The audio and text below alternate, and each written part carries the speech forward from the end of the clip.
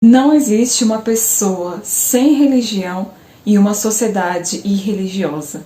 Todos nós colocamos algo ou alguém no topo de nossa hierarquia. Algo ou alguém pelo qual estejamos dispostos a nos sacrificar. Algo ou alguém que colocamos no pedestal de culto. A religião é inescapável. Você tem de servir a alguém. E não existem várias religiões, existe uma só religião e ela é, como veremos, a virtude pela qual nós fazemos justiça ao único Senhor que nos criou. Esse é um pequeno trecho do livro É Justo e Necessário, porque o futuro da civilização depende da verdadeira religião.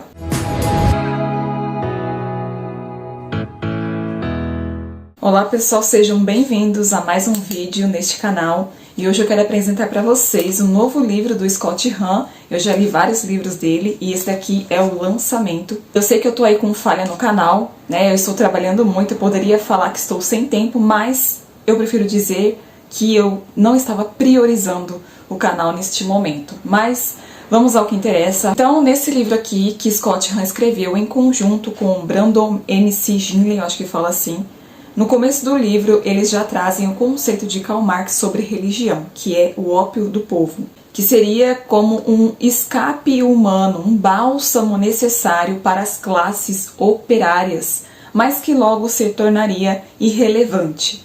Eles vão dizer que esse é o mesmo erro dos liberais modernos, que desvinculam a liberdade da verdade.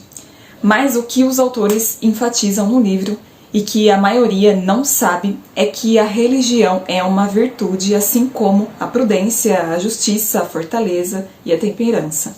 Legal, não é mesmo? Isso já foi reconhecido antes do cristianismo. E como qualquer outra virtude, a gente pode cultivar na verdade ou extirpar através do erro. A religião, ela se ordena à fé, que se ordena à verdade, que se ordena a Cristo. E ela é parte do que significa ser humano. E o seu propósito é ser dirigida por e para Cristo e não por e para os nossos caprichos. Santo Tomás, ele chamou a virtude da religião de a virtude das virtudes. Isso porque, ao devolver a Deus a glória e a honra que lhe é devida, nós trazemos harmonia para a criação e isso resulta em paz na alma e progresso também nas demais virtudes. Quando nós ignoramos ou afastamos Deus de nossas vidas, isso não é apenas falta de gratidão, mas também de justiça, uma falha em devolvermos o que lhe é devido. Porque o Senhor nos criou, Ele nos sustenta, foi torturado e morreu por nós. Então o mínimo que podemos fazer é organizar nossas pequenas vidas em torno dEle. Isso nem deveria ser dito, né? Nem deveria ser uma questão. Deveria ser natural. Essa virtude da justiça devolvida àquele que é a própria justiça é o que a igreja ao longo dos séculos tinha em mente quando ela falava em religião. O que não somente Marx, mas também a maioria dos modernos deixa de perceber é que a fé em Jesus é muito mais que um bálsamo e muito mais que só um aspecto da vida que pode ser separado do restante. Eles falam de religião como se fosse aí um hobby, algo que tem valor só para você, para dar sentido para a sua vida e que não possui relevância alguma para o restante da sua vida ou para as outras pessoas. E se a sua religião te faz feliz faz feliz também quando o seu time de futebol ganha, ou quando você compra uma coisa nova ou encontra um novo amor, então eles parabenizam você, até acham isso aceitável e tolerável. Mas se a sua religião tem relevância sobre a sua vida, sobre o secular, sobre o seu tempo, as suas decisões, fora das quatro paredes da igreja, então você talvez seja um desequilibrado. E se ela tem relevância sobre os outros, você pode ser perigoso. Isso faria sentido se a religião fosse meramente um fenômeno sociológico. Isso faz sentido se existem muitas religiões entre as quais você pode escolher, tem ali seus prós e os seus contras, mas isso não faz sentido algum se a religião é uma virtude, um hábito de gratidão e generosidade para com Deus, que precisamos cultivar. Isso não faz sentido também se Deus é real e verdadeiramente faz por nós as coisas que nós dizemos que Ele faz. E antes da revelação divina, os antigos já reconheceram que as verdades que nós aceitamos ou negamos não só forma ou deforma a nossa mente, como também forma ou deforma a sociedade. A religião para os pagãos era o que tornava a sociedade possível e funcional, digamos assim. Os filósofos como Cícero e Aristóteles, que viveram antes de Cristo, por exemplo, eles admitiram que todos os seres humanos têm deveres baseados nos princípios fundamentais da verdade e da justiça. Isso é, dar aos outros o que lhes é devido. Isso nada mais é que a virtude da religião natural, em sua forma aí mais básica. E quando uma comunidade ela compreende e ela cumpre esses deveres religiosos, vivendo de acordo com a verdade de sua natureza, tratando os outros como gostaria de ser tratado, reconhecendo e adorando o Criador, a unidade entre o bom e o vantajoso se mantém. E o contrário leva ao rompimento. As pessoas começam a enxergar vantagem pessoal e a virtude como estando em conflito. E assim, elas buscam seus interesses pessoais sem respeitar o que é verdadeiramente bom. E assim, tanto o indivíduo como a sociedade sofrem uma desintegração. As partes que deveriam estar trabalhando em conjunto, elas passam a se voltar umas contra as outras. E você já observou que é justamente isso que vem acontecendo hoje? Uns lutando contra os outros, tratando-se como rivais? Vou dar para vocês um exemplo de justiça. Se na ordem social da religião natural reconhece-se o dever que um filho ele tem de submissão e respeito aos seus pais, que se sacrificaram pelo bem dele, isso vale ainda mais para com Deus. Os deveres religiosos, eles são deveres de justiça. Nós devemos nosso amor, nosso tempo, oração, adoração a Deus. E não lhe dar essas coisas depois de tudo que Ele fez por nós não é apenas uma negligência, como também uma injustiça ativa. E não apenas isso, mas a comunhão, a convivência com os seres humanos em sociedade, que são portadores da imagem de Deus, ela depende da nossa comunhão com Deus. E a distância de Deus, ela vai resultar em distância também um dos outros. Isso porque a comunhão, ela é obra da graça, ao passo que a divisão, ela é resultado do pecado. Em Mateus 10, versículo 34 e 36, Cristo ele diz que não veio trazer a paz, mas a espada. Ele veio separar o filho do pai, a filha da mãe, a nora da sogra, e os inimigos do homem seriam os próprios membros da sua casa. Os autores vão dizer que essa divisão não é causada por Cristo, mas pela rejeição a Cristo. Cristo não diz que estamos com Ele desde que não estejamos contra Ele, mas sim que qualquer escolha que não a de segui-lo nos coloca automaticamente em inimizade com Ele. Nós não somos chamados como indivíduos, famílias e sociedades, a manter uma neutralidade sem engajamento, sem ativismo para com a verdade, o amor e a graça de Deus, depois de tudo que Ele fez e continua fazendo por nós. Isso é injusto, mantê-lo à distância, sermos indiferentes religiosos. Os autores ainda vão dizer que a comunhão com Cristo é o princípio de toda a comunhão terrena, da família e da sociedade, de toda a humanidade. E romper ou rejeitar a comunhão com Deus exclui também a possibilidade de harmonia duradoura entre as criaturas decaídas. E aqui entra a parte no qual os autores afirmam que o futuro da civilização depende da verdadeira religião. Ele diz que a missa afeta a conexão entre a comunhão sobrenatural e natural, porque ela é tanto um ato público de comunhão com Deus, quanto um ato de comunhão com os nossos irmãos e irmãs em seu corpo. Eles vão dizer que o santo sacrifício da missa é um ato excepcionalmente político, mas não no sentido de política partidária, mas na medida em que traz à nossa presença o princípio mesmo da ordem política. Sem a missa, sem Cristo como a característica central de nossa vida comum, nós acabamos por desesperar da possibilidade de vivermos juntos, e o resultado disso é a falta de confiança uns nos outros, desde a menor até a maior escala, com a solidão crescendo à medida que as amizades deixam de se criar, e com a ira política, a briga política crescendo à medida que os nossos valores compartilhados também entram em colapso. E todas as tentativas de se criar essa unidade, como fizeram quase todas as sociedades pós-iluminismo, sempre dependem de uma perversão da ideia de bem comum. Esse bem identificado como o Estado ou como um único líder político, e isso nada mais é do que o totalitarismo. Porém, o único princípio unificador é uma pessoa que não emerge aí dentro da política. Esse princípio, é claro, é nosso Senhor Jesus Cristo. Ele é a resposta.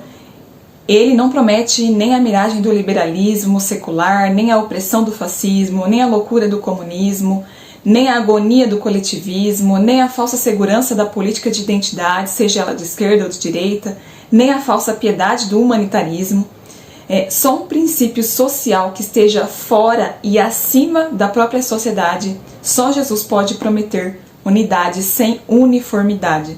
Ele nos chama para si, independentemente da nossa raça, região ou história familiar, das nossas convicções políticas ou das nossas virtudes e vícios, tentações, independente do que seja. Ele quer que sejamos um só nele. Os autores também vão dizer que é inegável o fato de que existem muitos sistemas de crenças em nosso mundo, desde vertentes do Islã, neopaganismo e vertentes também do próprio cristianismo.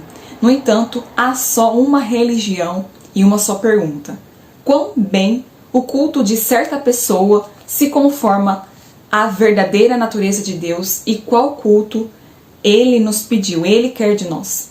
Visto que todas essas crenças são irreconciliáveis e o resultado final é uma idolatria da percepção religiosa individual. E a verdade é que a realeza de Cristo é primariamente o seu sacerdócio régio celestial, e nós não encontramos ela na sociedade política, mas na igreja e por meio dela, e em sua soberania sobre os nossos próprios corações. A conversão da sociedade, de toda a civilização, ela começa com a conversão do coração de cada pessoa a Cristo. Hoje você pode pensar que estamos vivendo uma crise política ou uma decadência civilizacional, mas não pense que isso é algo novo na história da humanidade. Os autores ainda vão citar a época de Santo Agostinho, no qual ele vivia numa região em que morava no norte da África, estava ocupada por romanos, e eles culpavam o cristianismo por ter sabotado todo o vigor do império. E na sua obra-prima, A Cidade de Deus, ele tentou explicar por que isso não era verdade e por que Cristo seria essencial para o renascimento da civilização. E a resposta de Santo Agostinho foi de que a crise civilizacional foi de que, ao separar a cidade de Deus da cidade dos homens, ele queria encorajar os cristãos a manter a sua esperança nas promessas do céu e não nas promessas das ordens terrenas. A degradação de Roma não representava uma falha da fé cristã, porque nenhuma catástrofe humana pode esvaziar o amor e a graça de Cristo. Ao contrário, o mal e a insegurança que encontramos na ordem política sempre é resultado do nosso próprio pecado e da nossa própria rejeição do amor de Deus, da sua graça. E a solução era cristianizar o que restava da civilização, mas não tomando as instituições por meio da força militar ou da briga política, mas sim evangelizando os povos, tornando-os verdadeiros discípulos de Cristo. Santo Agostinho seguiu a mesma visão de Cícero de que a religião e o cumprimento dos nossos deveres em justiça, em virtude da verdade, da nossa natureza e dos cosmos, é essencial para uma ordem política segura e sustentável. E como ele também, Santo Agostinho compreendeu que nós somos mais plenamente nós mesmos, mais plenamente humanos, quando vivemos na justiça, e a justiça diz respeito à nossa relação com o nosso Criador, cuja natureza nós temos o privilégio de participar. Nós cumprimos a nossa natureza como seres religiosos e sociais quando somos fiéis à virtude da religião.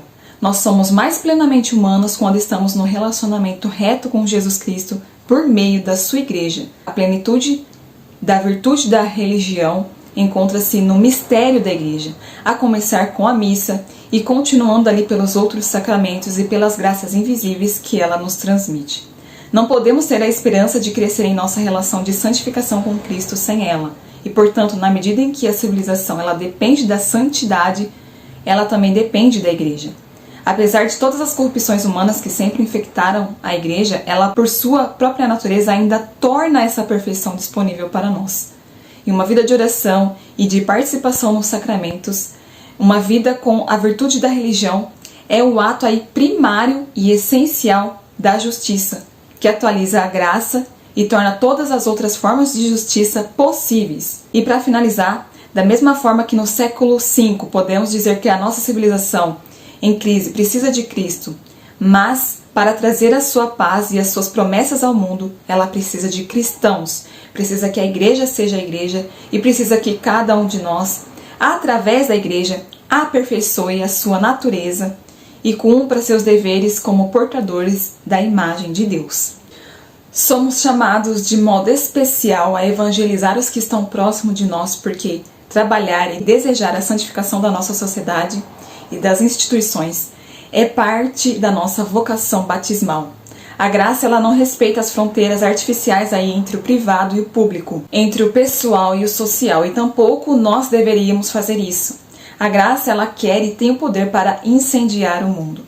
Os autores ainda vão dizer que a sociedade justa depende dos indivíduos justos, mas indivíduos só podem atingir a verdadeira justiça celeste e terrena se acreditam ser possível que a sociedade seja justa. E nós só podemos fazer isso no nosso estado de vida, construindo sociedades sacramentais, onde Deus é verdadeiramente adorado e a sua graça nutrida e comunicada aos outros. E o progresso da civilização depende dessa integridade da fé. É para o amor que Deus nos chama. O amor é o que a graça de Deus torna possível para nós. É o cumprimento do nosso dever para com a verdade. O amor é a perfeição da comunhão, da santidade e da justiça. A civilização ela precisa de amor. Sem amor, só há barbarismo. Isso daqui foi um pequeno resumo do que você vai encontrar aqui neste livro maravilhoso, que eu amei essa leitura e recomendo que você também adquira esse livro pela Editora Eclésia ou pela Amazon, enfim. O link para compra vai estar nos comentários e na descrição do vídeo. Se você comprar pela Amazon, me ajuda também a continuar com esse trabalho. Se você preferir pelo site da Vide, da Eclésia, você pode usar o meu cupom, porque os meus seguidores ganham desconto. É só colocar Thaisa5 que você consegue um desconto. Se você quiser saber como eu consigo ler os meus livros, como eu faço as anotações, né, as marcações, como que eu memorizo, tudo isso eu reuni num e-book no qual você vai aprender, além disso, também como a memorizar livros, listas, nomes, números, textos, conceitos, frases, tudo no meu aulão de como ler livros e como estudar e no e-book com as 10 técnicas avançadas de memorização. Neles eu reúno diversas técnicas que eu aprendi ao longo desses anos de estudo, que são comprovadas, utilizadas pelos grandes mentores da produtividade e que você pode adquirir clicando no link no final do vídeo ou na descrição dos comentários, na descrição do vídeo, e por um preço aí que custa menos que uma pizza. Vai fazer toda a diferença aí na forma como você estuda. Eu vou pedir para você curtir esse vídeo, comentar, compartilhar e me seguir lá no Instagram. Nos vemos no próximo vídeo. Um beijo e um abraço.